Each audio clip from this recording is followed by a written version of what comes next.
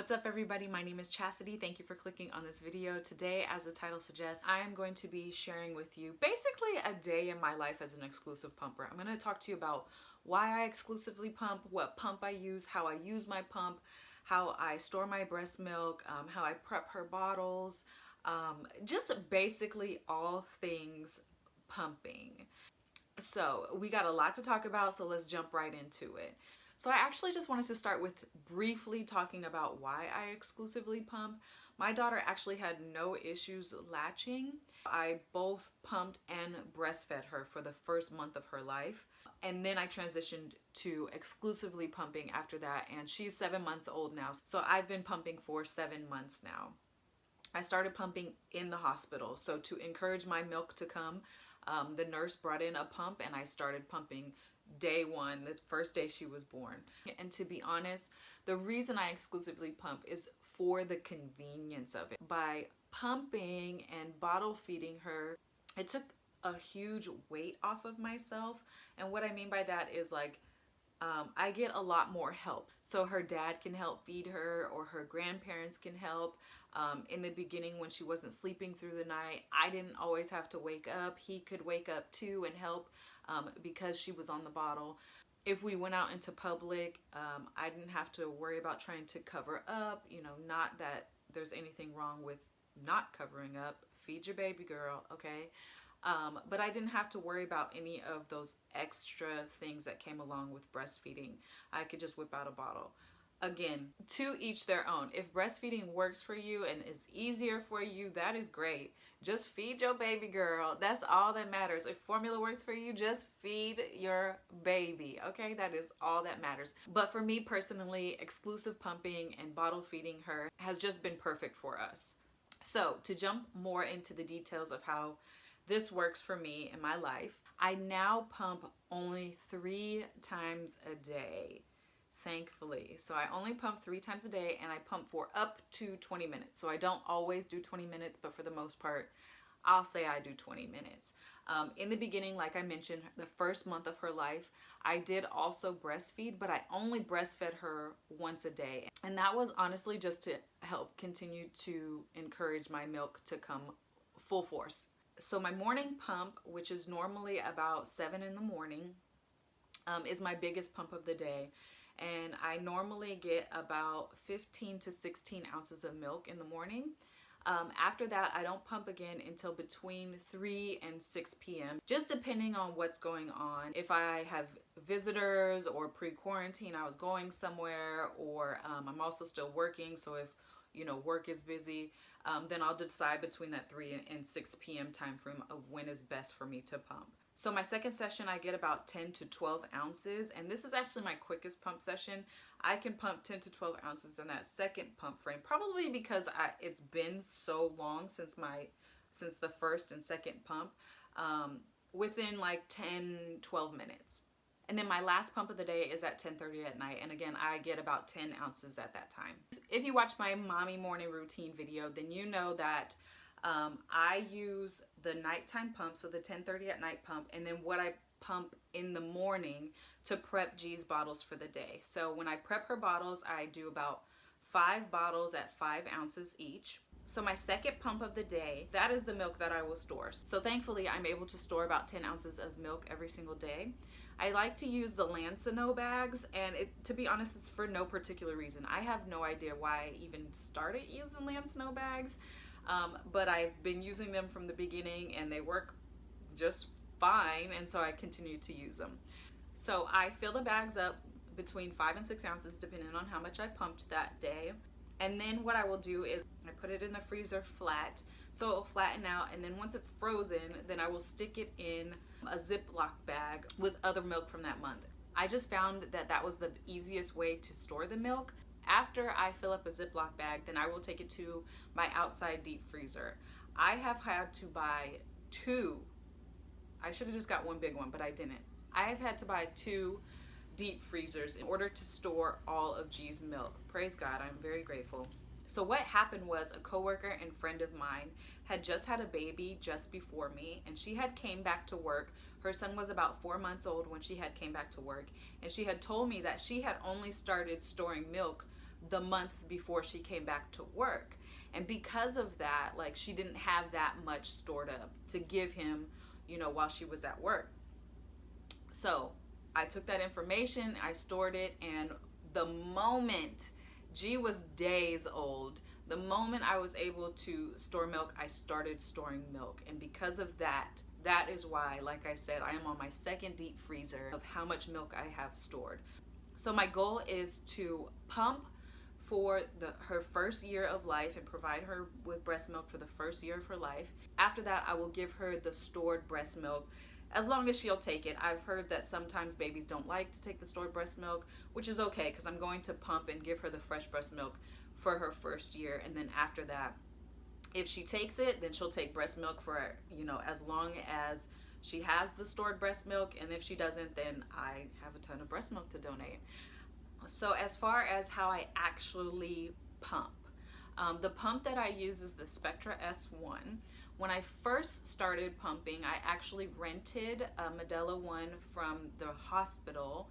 So I've used both the Medela 1 and the Spectra S1. And I will tell you, as far as pumping and suction and how it does, they were both great. I can't say I would pick one over the other for that reason. However, the Medela 1 I had was not cordless, and this Spectra S1 that I use now is cordless. And that is something, as far as a pump recommendation, the one thing that I would say look for or get is a cordless pump. It is just so much more convenient. A lot of times, if like G's dad is busy and I have to keep G while I'm pumping, I'll bring her in her room and put her in her play gym and let her, you know, just play while I'm pumping. Or I'll be sitting on the couch in the living room watching TV while I'm pumping. It's just so much better and so much easier not being tied to a plug, being able to just move around with your pump. So as far as recommendations, that's all I got. Look for something that is cordless. So let me tell you about my essentials, and then I will tell you about the settings that I use on my pump. So as far as essentials go, the number one thing I have to say is get yourself a hands-free, what are they called? A hands-free bra? What is it called? A hands-free nursing bra or hands-free, I don't know what it's called, but you'll see on the screen what I'm talking about. You need this. You need this. My first few days home from the hospital, I did not have this. So I'm like sitting there pumping with two hands on my breast, holding the freaking, and actually when I was in the hospital too, holding, you know, the pumps to my nipples, and you can't do anything else. The baby better not cry because I got to sit here with my hands on my boobs, you know. You can't do anything else, and it was awful. You have to get yourself a hands-free pumping bra. The other thing is nursing bras. Nursing bras are super helpful, even though, you know, I'm not actually breastfeeding my baby. It's just super quick to just come in, unpop my bra, pull my bra down, and start pumping. So nursing bras. So one of the other things that I believe to be essential is a breast massager. And I will show you the one that I personally use and link it down below so you know the brand. But I've had clogged milk ducts like once or twice. And the very first time I had clogged milk ducts, my boobs hurt so bad. I tried a heating pad, I tried massaging it, I tried emptying out my boobs, and nothing was helping it. That was a few days of pain like that. Thankfully, I turned to the moms of Instagram and they told me, girl, get a massager, and now I'm passing on the wisdom to you. The breast massager helped free up that duct and get the milk flowing freely again, and now I have not had any pain like that. Or if I start to feel anything getting a little tight in my breast, I will instantly massage it, so I've never experienced that pain again. So a massager is key.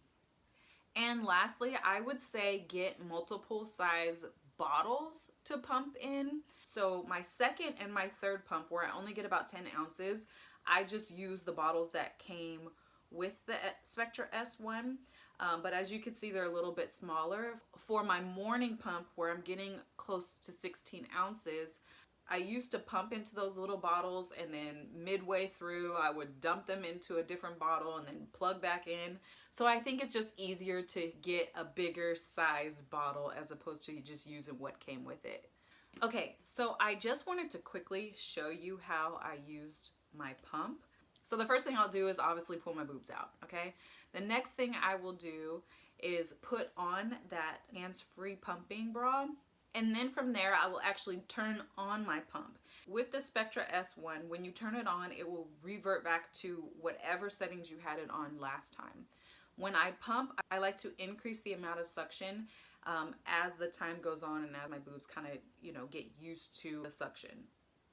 So the first thing I do when I turn on my pump, I will turn down the vacuum to 5.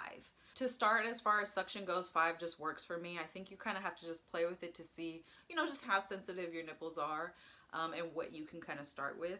I will use the letdown button to switch over to massage, and then I will actually put the pumps on my breasts.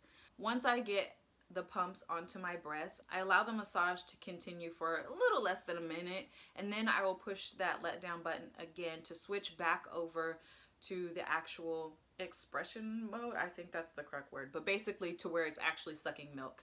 And then I will just turn it up. I normally turn it up by 2 or so. A lot of times I just sit at 9 for most of my pump sessions, but just depending, like I said, on how my boobs feel, I will just crank it up just a little bit at a time as far as the vacuum goes. For the cycle, let me look. The cycle I have is set to 38. I think I played with it in the very beginning, and then I haven't touched it since. So basically I turn it on, it's always on 38. So while I'm pumping, a lot of times G will be with her dad, but if he is busy, then I will keep her. And as I mentioned earlier, I just try my best to distract her. So give her some toys or her bottle or something to distract her while I'm pumping.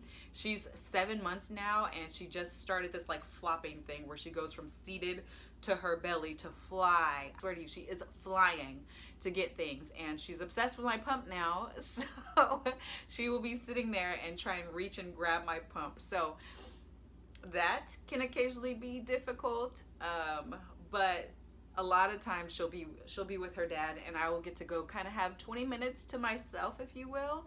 A lot of times I'll just be scrolling on, social media. I like to do masks at night when I'm pumping. I just kind of take that time for myself. So when I'm finished, I go ahead and turn off the pump, lean forward just a little bit, and then remove the pump. This will kind of catch anything, left over, if you will. Then I'll replace the top with an actual bottle top and throw it in the refrigerator. So that is how I use my pump. To talk about my supply. So the only supplements that I take are my prenatal and an iron pill. I don't take anything additional to help with my supply. So what I do focus on though is my hydration. So I drink a lot of water, and I drink a lot of orange juice, which has a lot of water in it, every single day. And that is definitely what helps with my supply. If I go to pump one day and I'm not getting the 16 ounces that I normally do in the morning time, I'm only getting like 14, I know it's because I wasn't hydrated enough the day before. So I really, really, really focus on my hydration. So I think for the most part, that is all the details and technical stuff I have to tell you. The last thing I will say is it's not always easy. So I want to be honest. I am so grateful, and I cannot say that enough. I'm so grateful that I am able to produce the milk I need for my daughter. I have been able to pump for 7 months, but I would be lying if I would say that I'm not counting down to the day that she turns 1 so I can stop pumping. I'm just being totally honest with you.